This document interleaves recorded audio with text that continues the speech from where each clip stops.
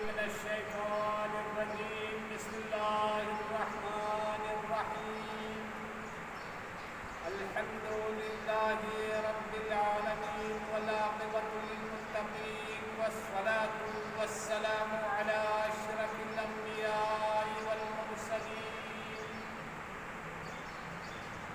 أما بعد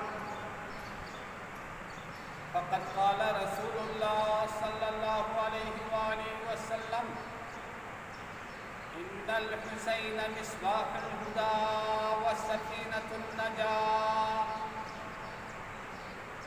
إنما يريد الله ليذهب عنكم الرجس أهل البيت ويطهركم تطهيرا.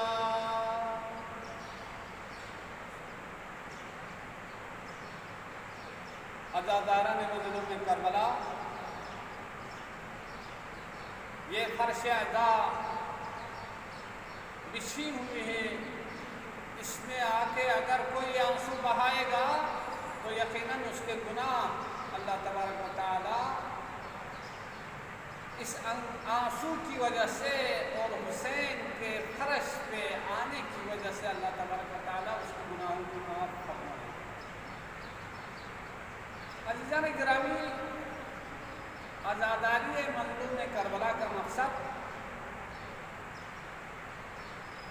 دین اسلام، اسلامی تعلیمات کو پھیلانا ہے، احکام الہی کو پھیلانا ہے، حسین کے مقصد کو پھیلانا ہے، حسین کے غرض کو پھیلانا ہے.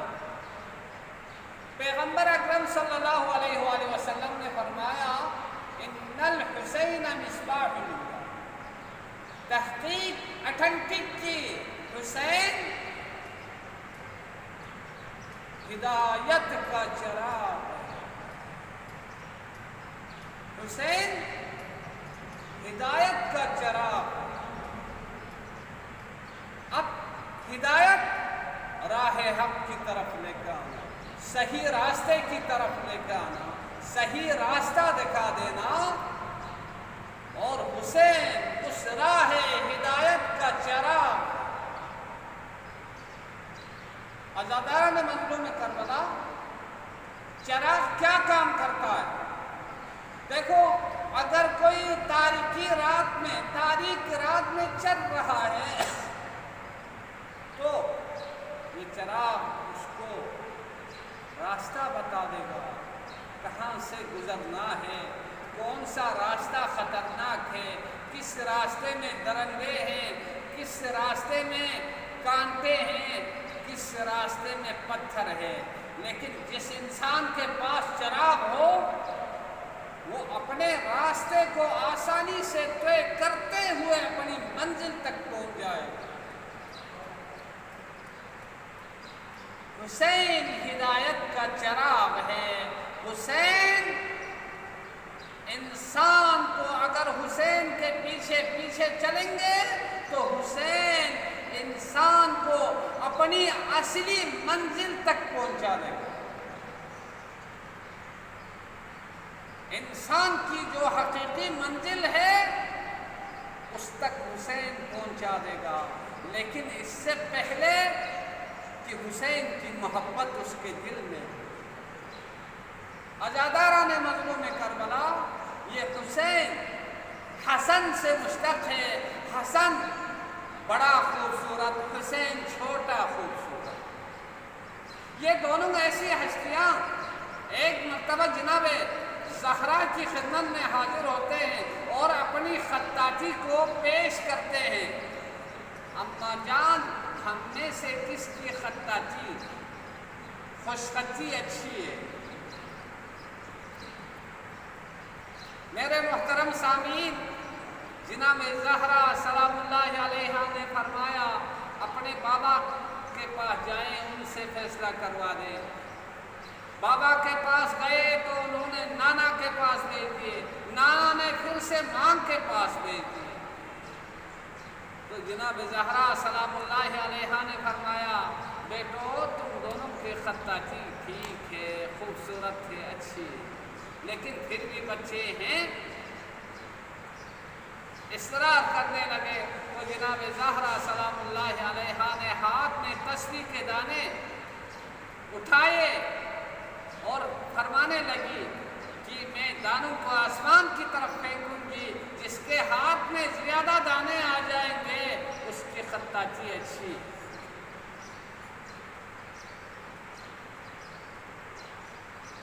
دانے آسمان کی طرف گئے، زمین کی طرف آئے، دونوں شہزادوں نے اپنے ہاتھوں کو بڑھائے، برابر برابر دانے ہاتھ میں آئے۔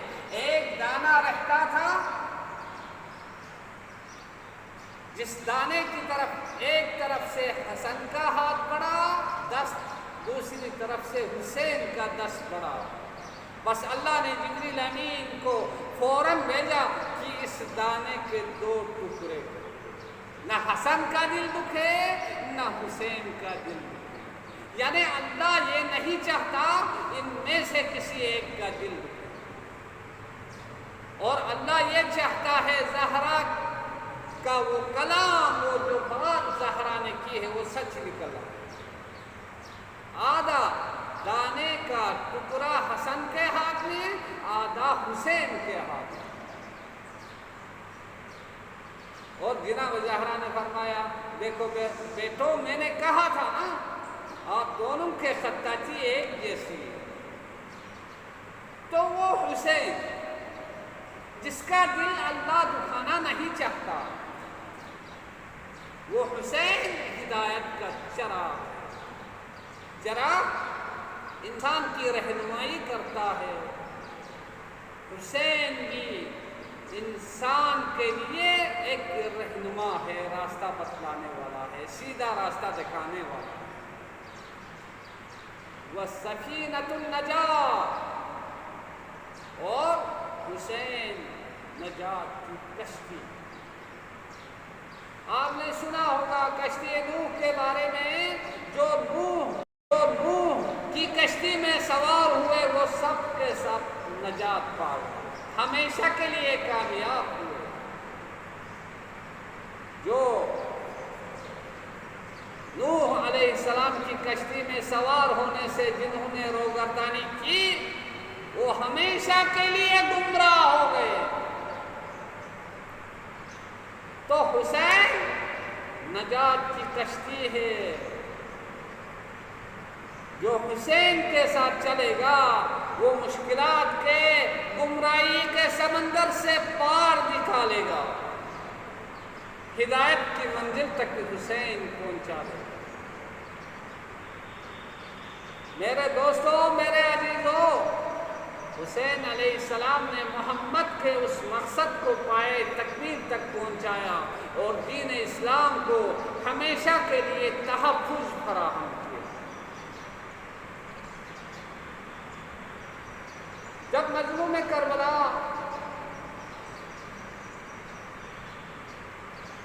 دو محرم کو غالباً کربلا کی زمین پہ وارد ہوئے، ایک جگہ سے